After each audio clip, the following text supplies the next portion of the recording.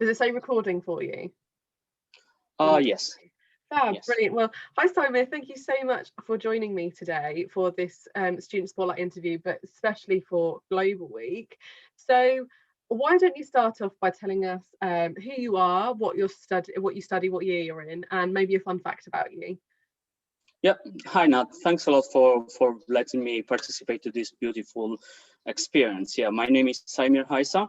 I'm a 25-year-old student at studying level 6 in international business and management. And yeah, I came from Albania originally. I was born there, but I raised in Italy.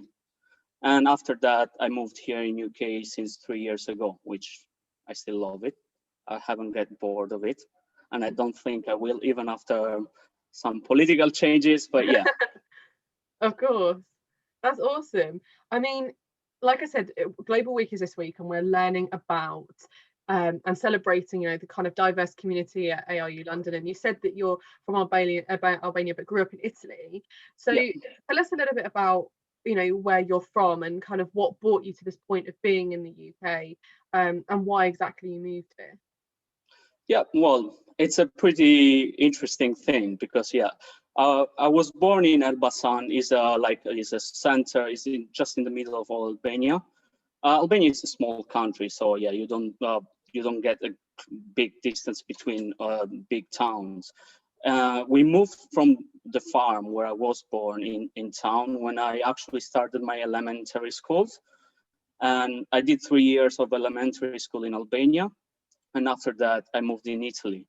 So Albania had a big, let's say, a big tough history because in the 97 just went out from communism, so it was still let's say left out from the technological growth and all the countries' growth around their neighborhood and everything. So it was a little bit left behind from this kind of point of view. But when actually the communism opened, the borders opened as well. So there were a lot of people migrating through Greece, through Italy, and my dad did that before us. He went in Italy to work like since 96, so 1 year after I was born. And after a little bit of experience and everything, in 2004 we actually made it to and moved regularly with documents and everything in Italy. It was a big change for me, yeah, because I was 8 years old, so I was start to build my friendship and everything in Albania, and this sudden change, yeah, took me a little bit out of blue. I liked it because Italy has always had influences in Albania, so like TV and all of these things. So I liked it because knew about Italy. It's a wonderful country. Yeah. When I moved there, I was scared a little bit about communication, how I would learn the language. But let me tell you something. It's easier to learn for an Albanian to learn Italian rather than any other languages. One of the things is because Albanian is a really tough language and has like 36 letters of alphabet. So yeah, there's a lot of sounds and stuff. So it was easy for me to actually reproduce and capture the sounds, the Italian words and everything. Yeah, so in Italy, I lived in one town, for like about 8 years. And from that, I moved in another town, a bit upper north, let's say center, because I was in South Italy before. So in Puglia, I don't know if you know it as a region. Yes, I've been there, I've holidayed there, I've worked there. I love the place. It's a wonderful region. It's a wonderful region. Especially, I was in North Puglia, so I don't know if you know Gargano. No, I haven't been there. I've been further south in Puglia. All right. So where's actually the hill of the boot? That's the region I was there, or the province, let's say. And yeah. I'm after 8 years, we moved in Abruzzo, which is another wonderful region. You've got mountains and beaches like pretty close. You go to ski and you see the sea and everything. So it's wonderful. So yeah, Italy learned me quite a lot. Albania has a wonderful culture as well. So I feel a little bit lucky to have both of these cultures inside me. And I moved in UK. One of the reasons was because my auntie used to live here, and when I was kid, she would always call me and tell how beautiful was London, how I will come here as soon as it was possible. Um, Obviously, I didn't had the Italian passport before, so it was a bit impossible for me to come here. So I would always dream when I was like teenage and everything about coming over here. And let's say how long ago? So 3 years ago, let's say 22 years old, I got my passport on summer, and October I just took a ticket to come over here and yeah, start my life in London. Wow, that's, Yeah. I mean, you are a very well-traveled person by the sounds of it, from where Yep. where you've been, and that's, it's funny, isn't it, that your auntie was almost like, you will come to the UK, you Yeah. will Yeah. see the beauty of London, and now you're here. Yeah. It's it's funny how things work out in some ways, isn't it? When you're Yeah. younger, you don't realise, and then you get to the future, and you're like, oh right, okay, that's always how it's meant to be. So that's really, really cool. You spoke about growing up in Italy and obviously moving from Albania to Italy. Italy, like you said, you had, you could ski and you could see the sea. What kind of things were your passions and your hobbies when you were younger? All right. Well, so when I moved in Italy, I was a little bit living like in farm, so I wasn't that connected in the city. So I would be like mostly into nature, yeah, enjoying sports and stuff like that. So I got always, into that environment since I was grown. And at school, one of my teachers told me that I was pretty, let's say, pretty good in volleyball. So she pushed me quite a lot to play volleyball, to start and play volleyball. And from the school tournament, she actually connected me to the one of the teams in that town. And I was like 13 years old when I started. And from there, I started to play volleyball since uh, like 3 years ago when I moved here.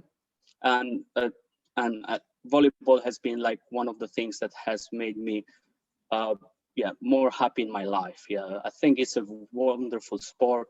It teaches you quite a lot of how actually to work with each other, to create a team, to bond with people, to have connection with people and train. And I was lucky that I had a pretty crazy coach as well. He would keep me like training like from 4 in the afternoon at midnight, like just only me, just only me, like those kind of things that you see in cartoons and kind of like that. I don't Yeah, know if it's English here or this kind of Japanese animes. yeah, Same thing, same thing. So yeah, volleyball has brought me quite a lot of um, satisfactions as well, because yeah, not only like we won a couple of province cup, we won as well a junior national cup. That was one of the biggest experiences I had. And after that, after the junior league, I started playing professionally for like 3-4 years, and then I had to stop because I had to choose between work and volleyball. So the things didn't actually link really well together, so I had unfortunately to leave volleyball. But I'm still playing here, like before COVID. Obviously, I do go and play here. One of my dreams would be actually to start and train people as well, because I really like that. So especially kids, I think, yeah, because that's what happened with me. I felt really inspired by my coach. So I think I want to inspire the same thing, yeah, in the same way, people that I've trained. So yeah, I think volleyball has been a really, really good aspect of my life that has made me understood lots of things. Other things is food, cooking. I don't think I'm great at cooking, but I love cooking. I always, go and cook at home. I'm the one cooking. So yeah, I always try new things, new recipes, and sometimes I mix Albanian cuisine with Italian one. And yeah, I love that a lot. I love wine as well. I had a nice experience of wine. Started in Italy, then I ended up in Bordeaux for 3 months working there as a student exchange. And I didn't put that in my um, notes, but yeah, that was another thing that was. So it was prior to come here actually, and I worked in a wine museum for 3 months there, which I really enjoyed.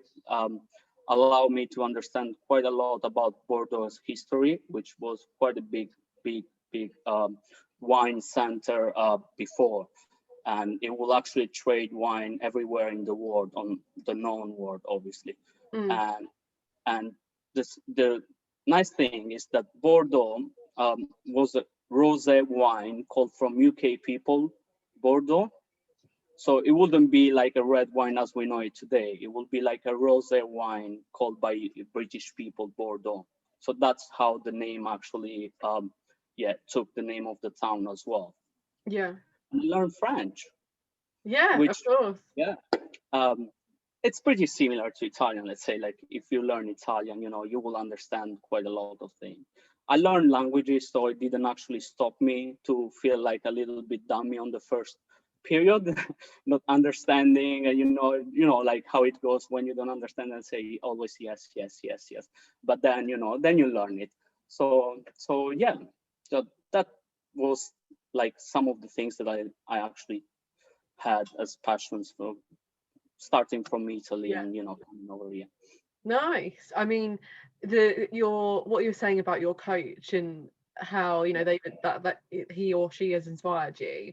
Um, I mean, I know what how teachers and coaches that I've had previously have inspired me in ways, or you remember what they've said, or just who they were as people. So I know how important that is for that was for me growing up. So I can understand your kind of your desire to want to do the same for other young kids, Yeah. which would be awesome if you did manage to do that. That'd be really cool. Fingers crossed. Yeah, you spoke about food, loving to cook, and just the enjoyment that you get from cooking. What is your favorite dish to cook? All right. Well, I'll say Albanian. I'll split them between Albanian traditions and Italian traditions. So I've never done it, but my mom cooks it really well, which is baklava. It's a dessert. I don't know if you know it, but I've eaten it many a time. it's wonderful. In Albania, we do it for New Year's Eve and for New Year's period. And when I was a kid, I used to remember that I used to eat tons and tons of it, because it will be the period where everywhere you will go, from aunties and everyone, they will offer you some. So yeah, you cannot say no, so you eat it. I wasn't sad about it. And in Italy, oh, there's a lot of things. There's pizza, but I'm not good at cooking pizza. There's lasagna, which I'm good at cooking lasagna. I'm good at making lasagna. I can say that, yes. Yeah, pasta. I mean, like you say pasta, but there's a whole world that you can make dishes with pasta. So, and one of my favorite, I think, in terms of taste, I think it's with pesto la genovese. I think I like that. So it's basil, pine nuts, parmesan, garlic. So yeah, lots of refreshing. You eat it in summer as well, mostly. And yeah, I'd remember my mom making it every summer, with these big basil plants that we had outside home. Just grab them, mash them, and ready. So pretty quick as well. So Yeah. so yeah, I would say pasta with pesto. It's one of my favorite one. Yeah. Yeah, I mean, I haven't ever. I mean, I've eaten baklava, but I haven't eaten anything else really from Albania. All But I right. mean, Well, Italian food, I'd say, is quite common on your high streets in the UK. I wouldn't yeah. say it's not necessarily authentically Italian, but inspired Yeah. by Yeah. that.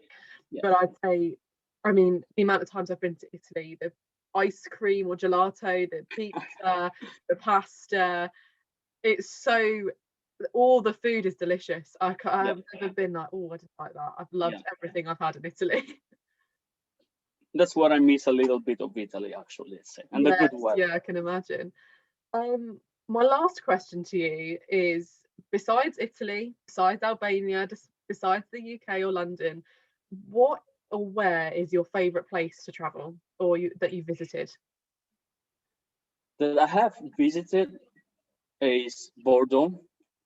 So that region there, it's just amazing. The people are wonderful. Uh, it resembles a little bit Spain, but Bordeaux is just a beautiful town. It's the only town in the world, city in the world, let's say, that is all protected by um, I don't remember the organization name, the one that protects monuments and cultural buildings. Oh God. I can't remember. I don't know. Well, anyway, yeah. So, but it's like you live in a in a fairy tale. Yeah, Mm. it's all castles and everything, and there's a bit of sun. People just go along the river, bottles of wine, picnics. There's such a beautiful lifestyle there, and I think places that I want to visit, there are a lot of them, like a lot of them. But I love Asian culture or the Eastern culture in normal. So like I will say Japan first of all, because I love Japan since since I started to watch anime and all of the stuff. So they are always, I don't know if you know what is anime. So it's just Japanese cartoon and manga. So Yeah. all of these things, and yeah, I think Japanese culture is one of my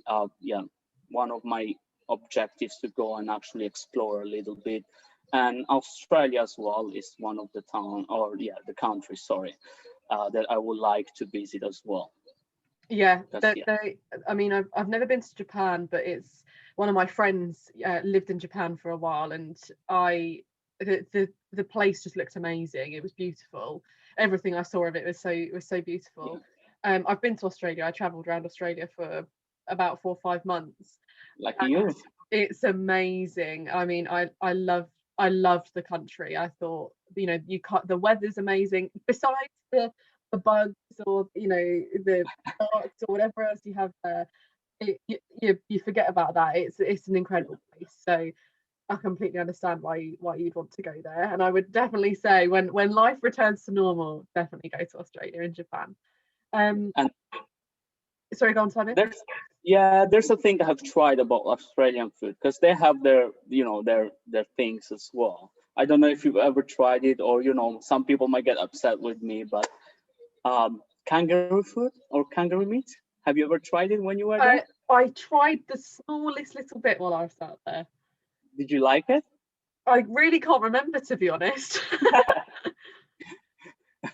I have tried it, and when I was in Barcelona, which is pretty strange, there was this pub that actually had kangaroo steaks, and I said, well, I always, if I don't know something, I just get thrown it to try and understand and everything. So say, well, I might try that, and really, like that's one of my top. I'm a meat eater. I'm sorry to say that. I understand that brings a little bit, especially in right now, a bit of complication in the world. But you need to accept yourself as you are. Of course. But yeah, I felt when I tried it, I felt it like one of the best experiences that I have in food tasting. So yeah, it was pretty good. Nice. When I'll go there, I think I'll have tons of it. Sorry, kangaroos, but oh, maybe don't go to Australia then. Also, thank you so much for doing this spotlight interview with me today. I've learned a lot about you and your passions, but also where you want to travel and where you have travelled. So if there's any other students that are watching this, please do get in contact with me, and ask about these interviews. We would love to have you and love to interview you as well. And I think Simon will agree they are a lot of fun for both of us. Yes, she's really nice, guys. So I recommend that. Yeah. So if you do want to get involved, please do drop me an email. My email is in.hopkirk@anglistudent.com. So thanks so much, Simon. Thank you very much. Thank you.